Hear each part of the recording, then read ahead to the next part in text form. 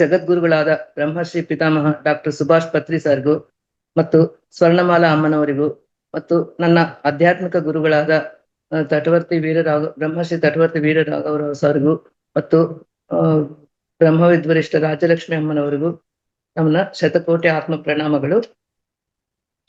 ಹಾಗೂ ಈ ಮಹಾವತಾರ್ ಫೌಂಡೇಶನ್ ಅವರ ತಂಡಕ್ಕೂ, ಜೂಮ್ ನಿರ್ವಹಿಸುತ್ತಿರುವ ತಂಡದವರಿಗೂ, ಯೂಟ್ಯೂಬ್ ನಲ್ಲಿ ವೀಕ್ಷಿಸುವ ಆತ್ಮ ಬಂಧುಗಳಿಗೂ ಮತ್ತು ಜೂಮ್ ಅಲ್ಲಿ ಪಾಲ್ಗೊಂಡ ನನ್ನ ಆತ್ಮ ಬಂಧುಗಳಿಗೂ ನನ್ನ ಆತ್ಮ ಪ್ರಣಾಮಗಳು.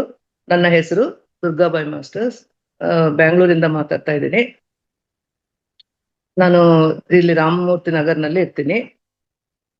ನಾನು ವೃತ್ತಿ ರೀತಿಯ ಕೆನರಾ ಬ್ಯಾಂಕ್ ಅಲ್ಲಿ ಕೆಲಸ ಮಾಡಿ 28 ವರ್ಷಗಳ ಕಾಲ ಕೆಲಸ ಮಾಡಿ ನಿವೃತ್ತಿ ಹೊಂದಿದ್ದೀನಿ ಮಾಸ್ಟರ್ಸ್. ನಿಜವಾಗ್ಲೂ ನಾನು ಕೆನರಾ ಬ್ಯಾಂಕಿಗೆ ಋಣ ಪಟ್ಟಿದ್ದೇನೆ. ಏಕೆಂದ್ರೆ ನಾವು ಮನೆಯಲ್ಲಿ ಇದ್ಕೊಂಡ್ರೆ ನನಗೆ ಪೆನ್ಷನ್ ಅದೆಲ್ಲ ಸಿಗೋದ್ರಿಂದ ನಾನು ಆರ್ಥಿಕವಾಗಿ ಸ್ವಾವಲಂಬಿಯಾಗಿದ್ದೇನೆ. ಮತ್ತೆ ನನಗೆ ಮೊದಲಿನಿಂದಲೂ ನಾನು ಸ್ವಲ್ಪ ಆಧ್ಯಾತ್ಮಿಕ ವಿಷಯದಲ್ಲಿ ನನಗೆ ಆಸಕ್ತಿ ಇತ್ತು ಮಾಸ್ಟರ್ಸ್. ಯಾವಾಗ್ಲೂ ಟಿವಿಯಲ್ಲಿ ಚಾಗಂಟಿ ಕೋಟೇಶ್ವರರಾವ್, ಪರಿಪೂರ್ಣಾನಂದ ಸ್ವಾಮಿ ಇಂಥವ್ರದ್ದೆಲ್ಲ ನಾನು ಪ್ರವಚನಗಳು ಕೇಳ್ತಾನೆ ಇದ್ದೆ. ಹಾಗೆ ಮತ್ತೆ ಯೋಗ ಮತ್ತು ಪ್ರಾಣಾಯಾಮಗಳು ಕೂಡ ಮಾಡ್ಕೊಂತ ಇದ್ದೆ ಮಾಸ್ಟರ್ಸ್. ಪ್ರತಿ ದಿವಸ ಒಂದು 40 ನಿಮಿಷ ಯೋಗ ಆಸನಗಳು ಮತ್ತು 40 ನಿಮಿಷ ಪ್ರಾಣಾಯಾಮ ಈ ತರ ಎಲ್ಲ ಮಾಡ್ತಾ ಇದ್ದೆ. ಆದ್ರಿಂದ ನನಗೆ ಇವಾಗ 72 ಇಯರ್ಸ್ ಆದ್ರೂ ಯಾವ ತರ ಆರೋಗ್ಯ ಸಮಸ್ಯೆ ಇಲ್ಲ. ನಾನು ಧ್ಯಾನಕ್ಕೆ ಕೂಡ ಆರೋಗ್ಯ ಸಮಸ್ಯೆಗಾಗಿ ಬಂದಿಲ್ಲ, ಯಾವ ಸಂಕಲ್ಪದಿಂದನೂ ಬಂದಿಲ್ಲ. ಮತ್ತು ಈ ಧ್ಯಾನ ಮಾರ್ಗಕ್ಕೆ ಬರೋ ಮುಂಚೆ ನಾನು SSY ಕೂಡ ಮಾಡ್ಕೊಂಡಿದ್ದೆ ಮತ್ತು ರವಿಶಂಕರ್ ಗುರೂಜಿ ಅವರದ್ದು ಸುದರ್ಶನ ಕ್ರಿಯೆ ಮತ್ತು ಇದು 2 ಧ್ಯಾನದ ಒಂದು ಕ್ಲಾಸಸ್ ಕೂಡ ಮಾಡ್ಕೊಂಡಿದ್ದೆ ಮಾಸ್ಟರ್ಸ್. ಆದ್ರೆ ಅದು ಕಂಟಿನ್ಯೂ ಮಾಡಕ್ ಆಗ್ಲಿಲ್ಲ. ಮಧ್ಯದಲ್ಲಿ ಸ್ವಲ್ಪ ದಿವಸ ಮಾಡ್ಕೊಂಡು ಬಿಟ್ಬಿಡ್ತಿದ್ದೆ. ಮತ್ತೆ ಇನ್ನೊಂದೇನಂದ್ರೆ ನನಗೆ ಪೂಜೆ ಮಾಡೋದು ಕೂಡ ತುಂಬಾ ಇಷ್ಟ ಇರ್ತಿತ್ತು. ತುಂಬಾ ಭಕ್ತಿಯಿಂದ ಮನಸ್ಫೂರ್ತಿಯಾಗಿ ಮಾಡ್ತಾ ಇದ್ದೆ. ಪೂಜೆ ಮಾಡಿದ ತಕ್ಷಣ ಆದ್ಮೇಲೆ 1-2 ಬುಕ್ ಓದ್ತಾ ಇದ್ದೆ, ಗುರುಚರಿತ್ರೆ ಮತ್ತು ಸಾಯಿ ಲೀಲಾಮೃತ ಅಂತ. ಇಷ್ಟೆಲ್ಲ ಮಾಡೋಷ್ಟೊತ್ತಿಗೆ 11ರಿಂದ 12 ಗಂಟೆ ಆಗೋಗ್ತಾ ಇತ್ತು. ಅಲ್ಲಿವರೆಗೂ ಬೆಳಗಿನ ಉಪಹಾರ ಕೂಡ ನಾನು ತಗೊಳ್ತಾ ಇದ್ದಿಲ್ಲ. ಅದಕ್ಕೆ ಮನೆಯಲ್ಲಿ ತುಂಬಾ ಬಯಸ್ಕೊಳ್ತಾ ಇದ್ದೆ. ಆದ್ರೂ ನಾನು ಬಿಡ್ತಾ ಇದ್ದಿಲ್ಲ ಮಾಸ್ಟರ್ಸ್. ಅಂದ್ರೆ ಭಕ್ತಿಯಿಂದನೇ ಸ್ಟಾರ್ಟ್ ಆಯ್ತು. ಯಾವ್ದೇ ಆಗ್ಲಿ ಜ್ಞಾನ ಮಾರ್ಗಕ್ಕೆ ಬಂದವರೆಲ್ಲರೂ ಮೊದಲು ತುಂಬಾ ಭಕ್ತರಾಗಿದ್ರು. ಅಂದ್ರೆ ಭಕ್ತಿ ಮೊದಲ ಮೆಟ್ಲು, ಈ ಜ್ಞಾನ ಅನ್ನೋದು ತುದಿ ಮೆಟ್ಲು ಅಂತ ಅನ್ಕೋಬಹುದು ಮಾಸ್ಟರ್ಸ್. ಈ ತರ ಇದ್ದಾಗ ನಾನು ಈ ಒಂದು ಧ್ಯಾನ ಮಾರ್ಗಕ್ಕೆ ಬಂದಿರೋದಕ್ಕೆ ಕಾರಣ ಯಾರಂದ್ರೆ ನನ್ನ ಸಿಸ್ಟರ್ ಮಾಸ್ಟರ್ಸ್. ಅವರು ಗಾಯತ್ರಿ ಅಂತ, ಅವರು ಇದರಲ್ಲಿ ಹುಬ್ಳಿಯಲ್ಲಿ ಇರ್ತಾರೆ. ಅವರಿಗೂ ಸಹ ನನ್ನ ಹೃತ್ಪೂರ್ವಕ ಧನ್ಯವಾದಗಳು. ಅಂದ್ರೆ ಯಾಕೆ ಹಿಂಗೆ ಈ ಮಾರ್ಗಕ್ಕೆ ಬಂದೆ ಅಂದ್ರೆ, ನನ್ನ ಮಗಳಿಗೆ ಸ್ವಲ್ಪ ಆರೋಗ್ಯದಲ್ಲಿ ಸ್ವಲ್ಪ ಸಮಸ್ಯೆ ಇತ್ತು. ಅದಕ್ಕಾಗಿ ಒಂದ್ ದಿವಸ ನನ್ನ ಸಿಸ್ಟರ್ ಫೋನ್ ಮಾಡ್ಬಿಟ್ಟು, ಅಕ್ಕ ನೀವು ಅವ್ರ ಹತ್ರ ಧ್ಯಾನ ಮಾಡಿಸ್ರಿ ಅಂತ ಹೇಳಿದ್ರು. ಅವಾಗ ನಾನೇನ್ ಹೇಳಿದೆ, ಇಲ್ಲಮ್ಮ ನನಗೇನು 2 ಕೋರ್ಸ್ ಮಾಡ್ಕೊಂಡಿದೀನಿ, ಆದ್ರೂ ಯಾಕೋ ನನಗೆ ಧ್ಯಾನ ಮಾಡೋಕ್ ಆಗ್ತಾ ಇಲ್ಲ, ತುಂಬಾ ಆಲೋಚನೆಗಳು ಬರುತ್ತೆ ಅಂತ ನಾನು ಹೇಳ್ದೆ ಮಾಸ್ಟರ್ಸ್. ಆಗ ಅವ್ರೇನ್ ಹೇಳಿದ್ರು, ಇಲ್ಲ ನೀವು ಧ್ಯಾನ ನಿಮ್ಗೆ ಆಲೋಚನೆಗಳು ಬಂದಾಗ ಶ್ವಾಸದ ಮೇಲೆ ಗಮನ ಕೊಡಿ ಅಂತ ಹೇಳಿದ್ರು ಮಾಸ್ಟರ್. ಅವಾಗ್ಲಿಂದ ನಾನು ಅದೇ ಒಂದು ಟರ್ನಿಂಗ್ ಪಾಯಿಂಟ್ ಅಂತ ಅನ್ಕೋಬಹುದು ಮಾಸ್ಟರ್ಸ್ ನನ್ನ ಜೀವನದಲ್ಲಿ. ಅವಾಗ್ಲಿಂದ ಸ್ವಲ್ಪ ಧ್ಯಾನ ಮಾಡೋಕ್ ಶುರು ಮಾಡಿದ್ಮೇಲೆ ಅದು ಕೂಡ ಸರಿಯಾಗಿ ಆಗ್ತಿದ್ದಿಲ್ಲ ಅಂತ ಹೇಳ್ಬಿಟ್ಟು ಯೂಟ್ಯೂಬ್ ಅಲ್ಲಿ ಮ್ಯೂಸಿಕ್ ಮತ್ತು ಗೈಡಿಂಗ್ ಮೆಡಿಟೇಷನ್ ಇಂಥದೆಲ್ಲ ಹಾಕೊಂಡು ಮಾಡ್ತಾ ಇದ್ದೆ. ಅದೇ ನಿಮ್ಮ ವಯಸ್ಸು ಎಷ್ಟಿದೆ ಅಷ್ಟಾದ್ರೂ ಮಾಡ್ಬೇಕು ಅಂತ ಅಷ್ಟಾದ್ರೂ ಮಾಡ್ತಾ ಇದ್ದೆ ಮಾಸ್ಟರ್ಸ್. ಮತ್ತೆ ಅದಾದ್ಮೇಲೆ 1 ವರ್ಷ ಬುದ್ಧ ಪೂರ್ಣಿಮಾ ಸೆಲೆಬ್ರೇಷನ್ಸ್ಗೆ ಈ ಪಿರಮಿಡ್ ವ್ಯಾಲಿಗೆ ಹೋಗಿದ್ದೆ ಮಾಸ್ಟರ್ಸ್. ಅಲ್ಲಿ ಒಬ್ರು ನನಗೆ ಸೀನಿಯರ್ ಮಾಸ್ಟರ್ ಸುಶೀಲಮ್ಮ ಅಂತ ಅವರು ನನಗೆ ಪರಿಚಯ ಆದ್ರು.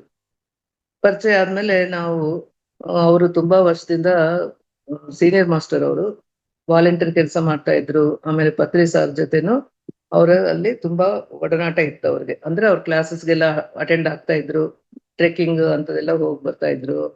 ಈ ತರ ಇದು ಅವ್ರ ಪರಿಚಯ ಆಯ್ತು ಮಾಸ್ಟರ್ಸ್. ಅವರಿಂದ ನನಗೆ ಫೋನ್ ನಂಬರ್ಗಳು ನಾವು ಎಕ್ಸ್ಚೇಂಜ್ ಮಾಡ್ಕೊಂಡಿದ್ವಿ.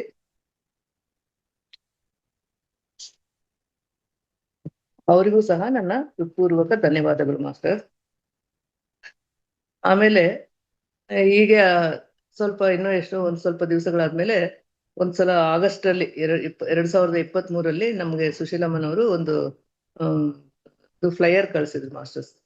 ಅದೇನಂದ್ರೆ ತಟವರ್ತಿ ವೀರರಾಘವ ಸರ್ ಅವರು ಭೀಮಾವರಂನಲ್ಲಿ ಅಲ್ಲ ಇಲ್ಲಿ ವೈಟ್ ಫೀಲ್ಡ್ ಬಂದಿದ್ರು ಮಾಸ್ಟರ್ಸ್. ವೈಟ್ ಫೀಲ್ಡ್ ಅಲ್ಲಿ ಶ್ರೀನಿವಾಸರಾವ್ ಸರ್ ಅವರ ರಾಮಧಾಮ ಪಿರಮಿಡ್ ಅಂತ ಇದೆ. ಅಲ್ಲಿ ಅವರು ಕ್ಲಾಸಸ್ ಇಟ್ಟಿದ್ರು, ಆತ್ಮಜ್ಞಾನ ಶಿಕ್ಷಣ ಶಿಬಿರ ಅಂತಾನೆ ಅವ್ರದ್ದು ಅದನ್ನ ಇಟ್ಟಿದ್ರು ಮಾಸ್ಟರ್ಸ್. ಆಗ ನನಗೆ ಆ ಫ್ಲೈಯರ್ ಕಳ್ಸಿದ್ದಕ್ಕೆ ನೋಡೋಣ 3 ದಿವಸದ ಕ್ಲಾಸ್ ಇತ್ತು, ಹೋಗಿದ್ದೆ. ಅಲ್ಲಿ ಹೋದ್ಮೇಲೆ ಅವಾಗ್ಲಿಂದ ಇವರೇ ನನ್ನ ಸರಿಯಾದ ಗುರುಗಳು ಅಂತ ನನಗೆ ಅನಿಸ್ತು ಮಾಸ್ಟರ್ಸ್.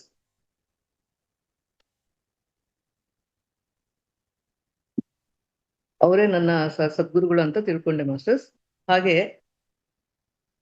ಇವರಿಬ್ರುನು ರಾಘವರಾವ್ ಸರ್ ಆಗ್ಲಿ, ಅವರ ಪತ್ನಿ ರಾಜ್ಯಲಕ್ಷ್ಮಿ ಅಮ್ಮನವರು ಸಹ ಪತ್ರಿಜಿ ಸರ್ಗೆ ತುಂಬಾ ಪ್ರಿಯ ಶಿಷ್ಯರಾಗಿದ್ರು ಮಾಸ್ಟರ್ಸ್ ಅವರು.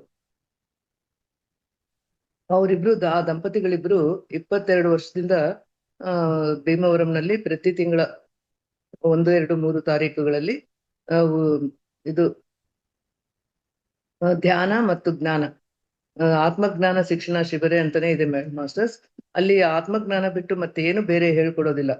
ಮತ್ತೆ ನಾವು ಧ್ಯಾನಕ್ಕೆ ಕೋರಿಕೆಗಳಿಂದ ಬರಬಾರ್ದು, ಆರೋಗ್ಯ ಸಮಸ್ಯೆಯಿಂದ ಬರಬಾರ್ದು. ನಮ್ಮಲ್ಲಿರುವ ಭಗವಂತನ ಒಂದು ಅಂಶ ಇದೆ ನಮ್ಮಲ್ಲಿ, ಅಂದ್ರೆ ಪೂರ್ಣಾತ್ಮದಿಂದ ಒಂದು ಅಂಶಾತ್ಮ ನಮ್ಮಲ್ಲಿದೆ, ಅವರೇ ಭಗವಂತರು. ನಾವು ಹೊರಗೆಲ್ಲ ಹುಡುಕುವುದು ಭಗವಂತನನ್ನ, ನಿಮ್ಮೊಳಗೆ ಇದ್ದಾರೆ. ಅದಕ್ಕೆ ಮಾರ್ಗ ನಾವು ಅಂತರ್ಮುಖರಾಗ್ಬೇಕು. ಅದಕ್ಕೆ ಮಾರ್ಗ ಧ್ಯಾನ. ಸಾರಿ ಮಾಸ್ಟರ್ಸ್, ಧ್ಯಾನ ಒಂದೇ ಮಾರ್ಗ ಅಂತ ಹೇಳಿ ನಮ್ಗೆ ಗೊತ್ತಾಯ್ತು ಮಾಸ್ಟರ್ಸ್.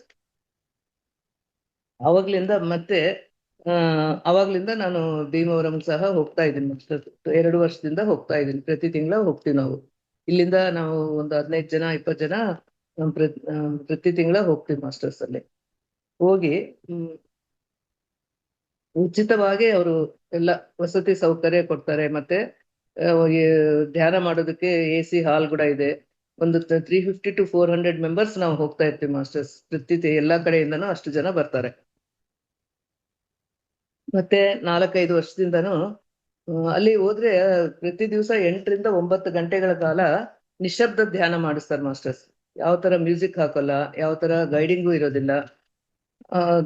ಆ ತರ ಇರೋದ್ರಿಂದ ನಮ್ಗೆ ತುಂಬಾ ಚೆನ್ನಾಗಿ ಧ್ಯಾನ ಚೆನ್ನಾಗಿ ಕುದುರುತ್ತೆ.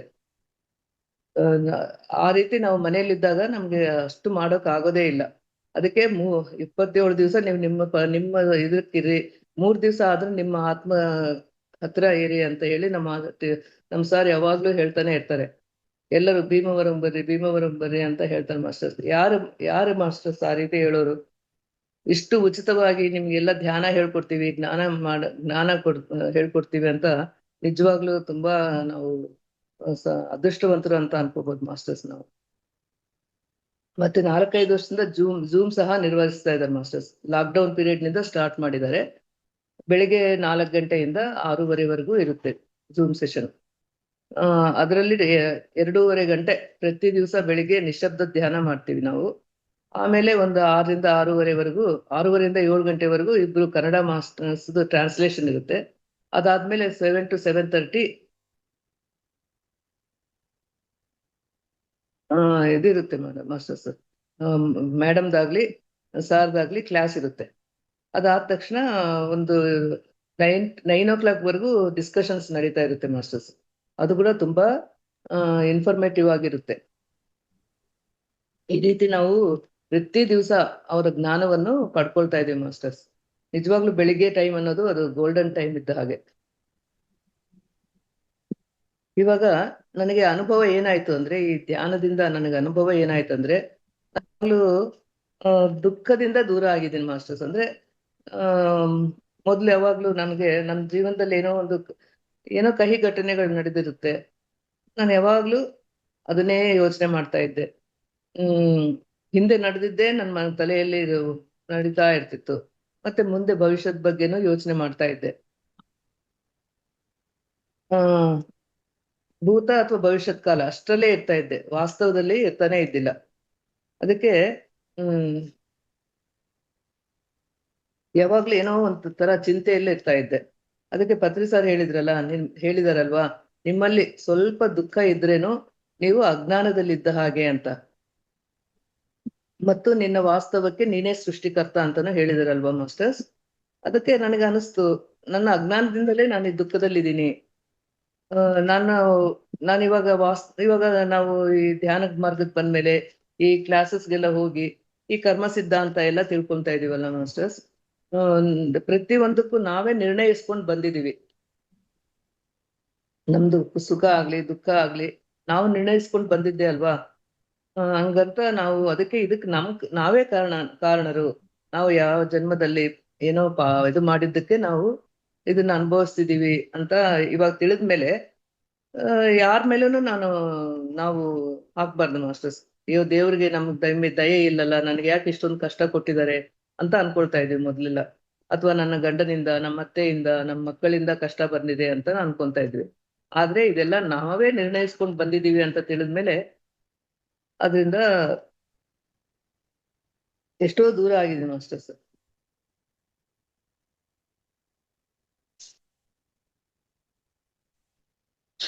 ಅದಕ್ಕೆ ಇವಾಗ ಇವಾಗ ಗೌತಮ್ ಬುದ್ಧರು ಸಹ ಅದೇ ಅಲ್ವಾ ಮಾಸ್ಟರ್ಸ್. ಎಲ್ಲ ಜನದಲ್ಲಿರೋ ದುಃಖವನ್ನ ನಿವಾರಿಸೋದಕ್ಕೋಸ್ಕರ ಅವರೆಲ್ಲ ರಾಜಭವನ ಬಿಟ್ಟು ಹೊರಗೆ ಬಂದು ಇಷ್ಟೆಲ್ಲಾ ಮಾಡಿ, ಅಂದ್ರೆ ಅಜ್ಞಾನನ ತೊಲಗಿಸ್ಬೇಕನ್ನೋದೇ ಅಲ್ವಾ ಎಲ್ಲಾ ಗುರುಗಳಿಗೂ ಯೋಗಿಗಳಿಗೂ ಇರೋದು. ಜನಗಳಲ್ಲಿರುವ ಅಜ್ಞಾನವನ್ನು ತೊಲಗಿಸ್ಬೇಕನ್ನುವುದೇ ಅವರೆಲ್ಲರ ಮುಖ್ಯ ಉದ್ದೇಶ ಅಲ್ವಾ ಮಾಸ್ಟರ್ಸ್. ಅದೇ ತರ ಇವಾಗ ಜ್ಞಾನ ತಿಳ್ಕೊಳ್ಳೋದ್ರಿಂದ ನಾವು ಅಜ್ಞಾನದಿಂದ ಜ್ಞಾನದ ಕಡೆ ಬರ್ತೀವಿ ಮಾಸ್ಟರ್ಸ್. ಅಂದ್ರೆ ಕತ್ತಲಿನಿಂದ ಬೆಳಕಿನ ಕಡೆ ಬರ್ತೀವಿ. ಗುರುಗಳು ಅಂದ್ರೆ ಅಷ್ಟೇ ಅಲ್ವಾ ಮಾಸ್ಟರ್ಸ್, ಕತ್ತಲಿನಿಂದ ನಮ್ಮನ್ನ ಬೆಳಕಿನ ಕಡೆ ಒಯ್ಯುವವರೇ, ಕರೆದುಕೊಂಡು ಹೋಗುವವರೇ ಸದ್ಗುರುಗಳು. ಆದ್ರೆ ಒಂದು ವಿಷಯ ನಾನು ಎಲ್ಲರ ಜೊತೆ ಶೇರ್ ಮಾಡ್ಕೊಂತೀನಿ ಮಾಸ್ಟರ್ಸ್. ಏನಂದ್ರೆ ನಾವು ನಾವು ಅನುಸರಿಸುತ್ತಿರುವ ಒಂದು ಧ್ಯಾನದ ಮಾರ್ಗ ಏನಂದ್ರೆ ಬುದ್ಧ ಭಗವಾನ್ ಹೇಳಿದ ಆನಾಪಾನಸತಿ ಧ್ಯಾನ, ಮತ್ತು ಪತ್ರಿಜಿ ಸರ್ ಹೇಳಿದ್ದು ಶ್ವಾಸದ ಮೇಲೆ ಗಮನ ಧ್ಯಾನವನ್ನು ಹೇಳಿದಾರಲ್ವಾ ಮಾಸ್ಟರ್ಸ್. ಅದೇ ಸರಿಯಾದ ಧ್ಯಾನ ಅಂತ ಹೇಳಿದ್ದಾರೆ ಪತ್ರಿಜಿ ಸರ್ ಸಹ.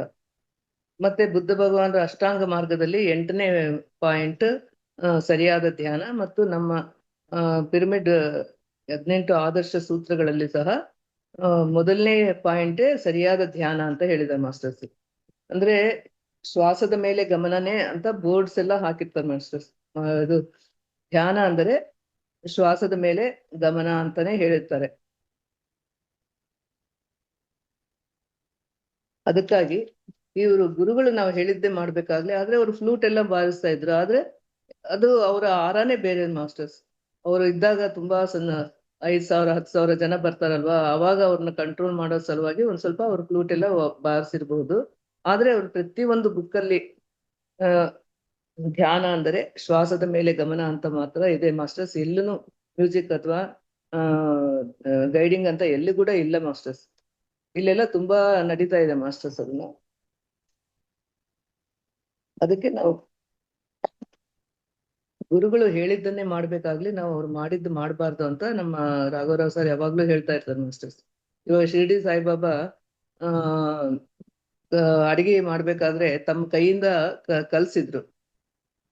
ಕಲಿಸ್ತಾ ಇದ್ರು. ಹಾಗಂತ ಅವ್ರು ಮಾಡಿದ್ದನ್ನ ನಾವು ಮಾಡಕ್ಕಾಗುತ್ತಾ? ಇಲ್ಲ. ಅದಕ್ಕಾಗಿ ದೊಡ್ಡ ಯೋಗಿಗಳು ಗುರುಗಳು ಎಲ್ಲ ಹೇಳಿದ್ದನ್ನು ಅವ್ರು ಹೇಳಿದ್ದನ್ನೇ ಮಾಡ್ಬೇಕಾಗ್ಲಿ, ನಾವು ಅವ್ರು ಮಾಡಿದ್ದು ಮಾಡ್ಬಾರ್ದು ಅಂತ ನಮ್ಮ ಗುರುಗಳು ಯಾವಾಗ್ಲೂ ಹೇಳ್ತಾರೆ ಮಾಸ್ಟರ್. ಇವಾಗ ನಾವು ಧ್ಯಾನ ಮಾಡೋದೇ ನಾವು ಇಂದ್ರಿಯಾತೀತ ಸ್ಥಿತಿಗೆ ಹೋಗ್ಬೇಕು ಅಂತ, ಅಂದ್ರೆ ಆಲೋಚನಾ ರಹಿತ ಸ್ಥಿತಿಗೆ ಹೋಗ್ಬೇಕು. ಅಂದ್ರೆ ಮನಸ್ಸು ಕೆಲಸ ಮಾಡಬಾರ್ದು ಅಂತ ಅಲ್ವಾ. ಇವಾಗ ನಾವು ಏನಾದ್ರು ಮ್ಯೂಸಿಕ್ ಅಥವಾ ಈಗ ಏನಾದ್ರು ಹಾಕೊಂಡಾಗ ನಮ್ಮ ಒಂದು ಕಿವಿಗಳು ಜ್ಞಾನೇಂದ್ರಿಯದಲ್ಲಿ ಒಂದಾದ ಕೇಳಿಸ್ಕೊಳ್ಳೋದನ್ನ ನಾವು ಕೇಳಿಸ್ಕೊಳ್ತಾ ಇರ್ತೀವಿ. ಆದ್ದರಿಂದ ನಮ್ಗೆ ಆ ನಮ್ಮ ಒಂದು ಇಂದ್ರಿಯ ಕೆಲಸ ಮಾಡುತ್ತೆ, ಜ್ಞಾನೇಂದ್ರಿಯಗಳಲ್ಲಿ ಒಂದಾದ ಕಿವಿ ಕೆಲಸ ಮಾಡ್ತಾ ಇರುತ್ತೆ. ಆಗ ನಮ್ಗೆ ಆಲೋಚನಾ ರಹಿತ ಸ್ಥಿತಿಗೆ ಹೋಗೋದು ತುಂಬಾ ಕಷ್ಟ ಆಗುತ್ತೆ. ಅದಕ್ಕೆ ನಮ್ಗೆ ಧ್ಯಾನದಿಂದ ಏನ್ ಲಾಭ ಬರ್ಬೇಕೋ ಆ ಲಾಭಗಳು ಬರೋದಿಲ್ಲ ಮಾಸ್ಟರ್ಸ್. ಅದಕ್ಕೋಸ್ಕರ ಫ್ರೆಂಡ್ಸ್,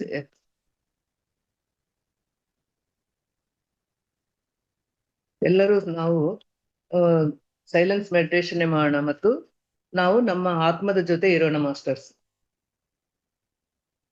ಹೀಗೆ ನಾವು ಎಷ್ಟೋ ಇವಾಗ ಪ್ರತಿ ದಿವಸ ನಾವು ಸಾಧನೆ ಮಾಡುವುದು ಮತ್ತು ಆ ಮೂರು ಆಧ್ಯಾತ್ಮಿಕ ತ್ರಿರತ್ನಗಳಂತ ಹೇಳಿದಾರಲ್ವಾ ಮಾಸ್ಟರ್ಸ್ ನಮ್ಮ ಪತ್ರಿ ಸರ್, ಸಾಧನೆ, ಸತ್ಸಂಗ ಮತ್ತು ಸ್ವಾಧ್ಯಾಯ.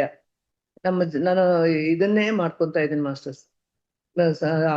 ಟೈಮ್ ಸಿಕ್ಕಾಗೆಲ್ಲ ಧ್ಯಾನ ಮಾಡೋದು. ನಮ್ಗೆ ಸರ್ ತುಂಬಾ 50-60 ಬುಕ್ಸ್ ಬರ್ದಿದ್ದಾರೆ ಮಾಸ್ಟರ್ಸ್. ಆಮೇಲೆ ಪತ್ರಿ ಸಾರ್ ಬುಕ್ಸ್ ಕೂಡ 7-8 ಬುಕ್ಸ್ ನಲ್ಲಿ ಅದನ್ನ 50-60 ಬುಕ್ಸ್ ಪತ್ರಿ ಸಾರ್ ಬುಕ್ಸ್ ನೆಲ್ಲ ಸೇರಿಸಿ ಒಂದ್ ಸೆಟ್ ಮಾಡಿದ್ದಾರೆ ಮಾಸ್ಟರ್ಸ್. ಆ ಬುಕ್ಸ್ ಎಲ್ಲ ತಗೊಂಡಿದೀವಿ.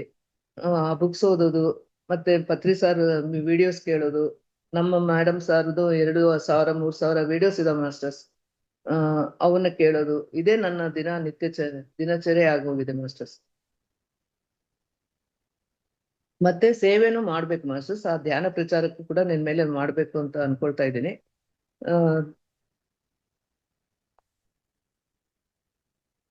ಇಷ್ಟು ನನ್ನ ಒಂದು ಅನುಭವಗಳು ಮಾಸ್ಟರ್ಸ್.